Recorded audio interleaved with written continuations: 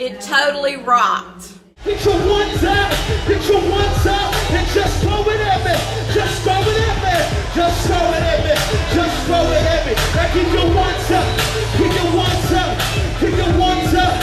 Keep your ones up. Now just throw it at me.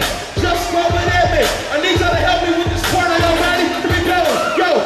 One brother, one hood, one street, say it. The one hood, one street, say it.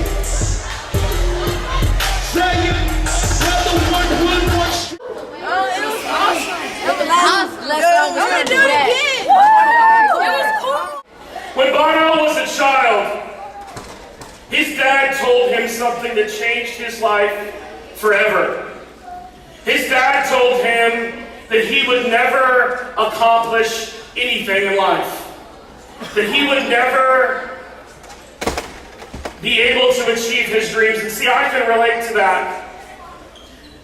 You see, when I was 4 years old, my parents were divorced. And by the time I was 18 years old, my mom had been married and divorced 4 times.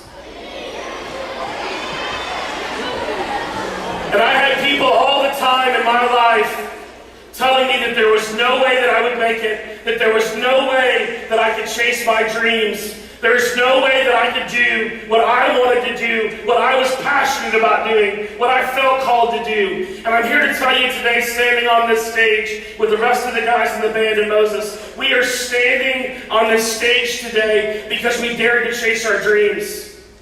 And we refuse to let anyone in our life and anyone to tell us that we couldn't accomplish what we put our minds to. And I believe that you guys in this room this morning, that if you put your mind to something, if you decide that you can do something, that no one will be able to tell you that you can't do it.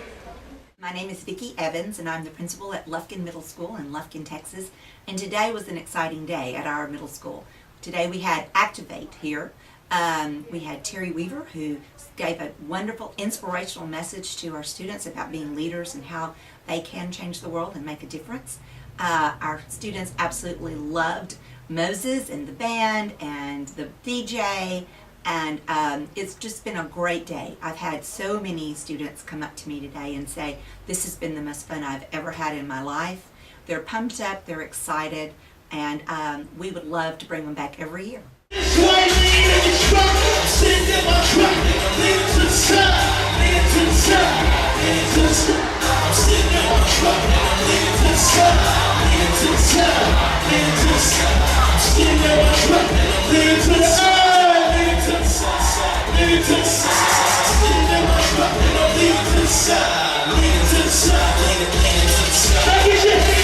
Had this character that he created, Oswald the Lucky Rabbit. These guys in New York called the Mintz Brothers stole the copyright to Oswald the Lucky Rabbit from him. But Walt Disney, on a train ride home from New York, back to his home in Kansas at the time where he was a farmer, sat down in his seat on the long train ride home and drew this.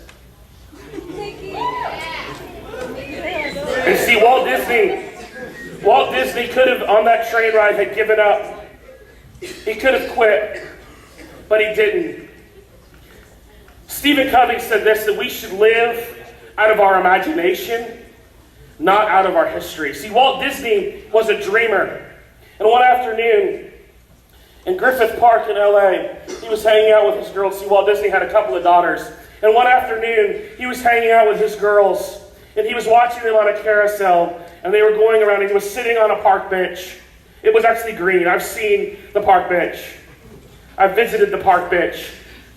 And one day, looking at that carousel, Walt Disney sat there, and he got out a sheet of paper and the notepad that he had, and he began to draw, and he began to sketch out a place that is now called Disneyland. And Walt Disney, that day, on a park bench, dreamed up out of his imagination what we now know is the happiest place on earth. Now for me,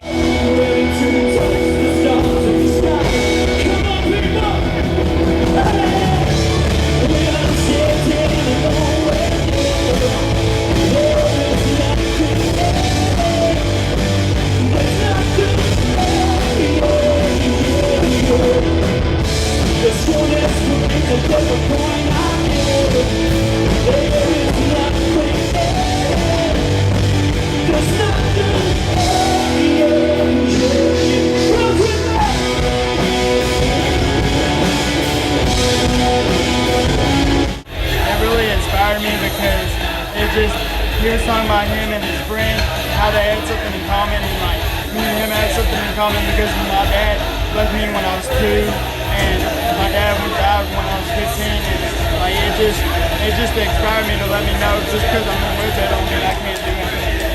And there's always something out there for you.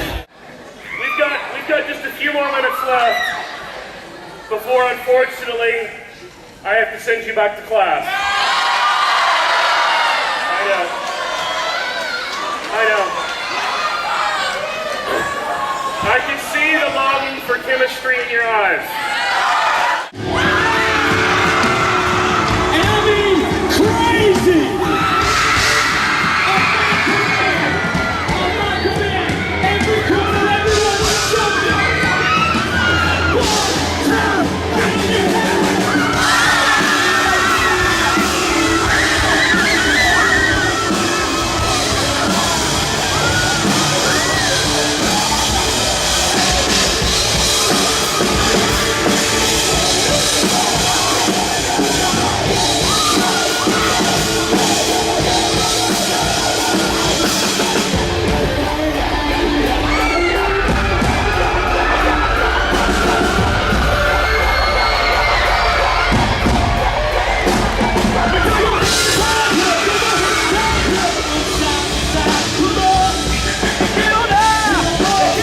Hi, my name is David Runnels, First United Methodist Church, Lufkin, Texas.